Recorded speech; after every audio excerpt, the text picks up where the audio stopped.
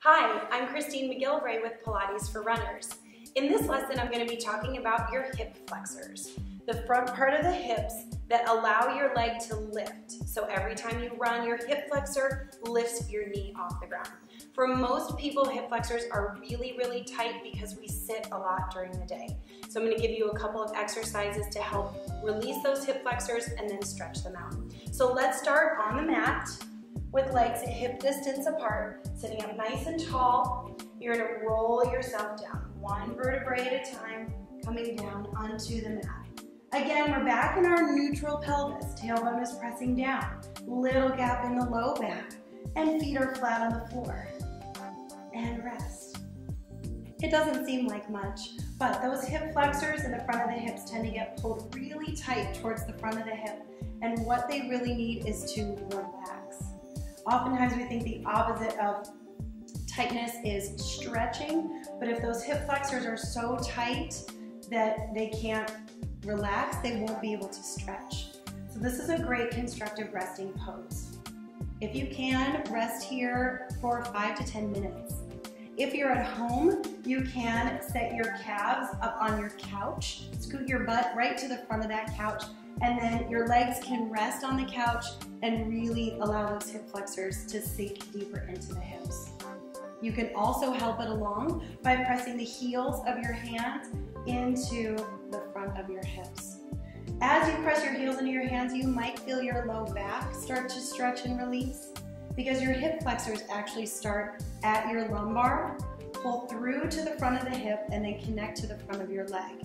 So tight hip flexors can often mean low back pain for a lot of runners. So just releasing those hip flexors.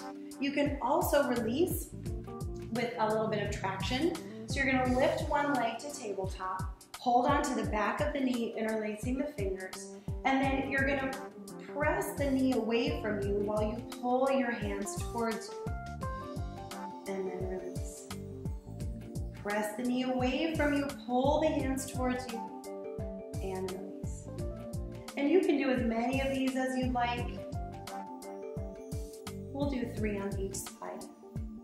So switching to the other side and pressing into the hands, pulling back and release. Press that leg into the hands, pulling back and release. And we'll do one more here.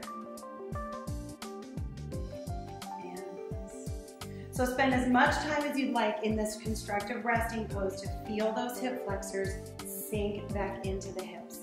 After they've been released, we can stretch them. So we're going to come up and onto your belly. So flipping around, you can start in a high plank and slowly lower yourself down, get a little extra tricep work. Legs are together. You come up onto the elbows, and keeping those knees together, take an inhale, exhale, pull that right leg back, and then pull the left leg back. So as you pull the leg back, you're strengthening the back and you're stretching the quad and the hip flexor. Be mindful that you are keeping your chest lifted. Your shoulders are pulled back from your ears. You're not sinking down. Lift, pulling belly in.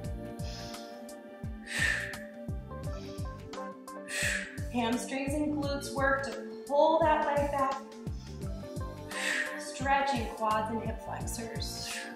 And 2, 1, and 1. And moving from extension back into child's pose, opening up those SI joints in the back of the hips.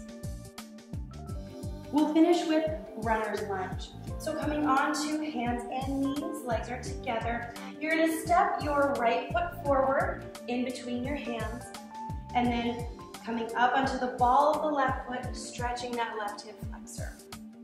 Now, for those of you who are tight in the hip, having your fingertips on the floor is going to be very challenging. Use a yoga block here to lift yourself up a little higher. Just feeling that deep stretch in the front of the hip. Hold for as long as you'd like.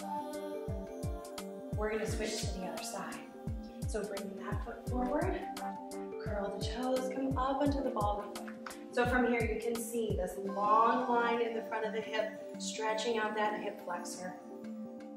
Again, make sure that you've released tension in the hip flexors before you stretch them. You'll get much more out of your stretch, and you'll keep the low back protected. You're not pulling too hard on those hip flexors. And then coming back. All right, thank you very much. Again, I'm Christine McGilvray with Pilates for Runners. For more information, you can visit my website, pilatesforrunners.co.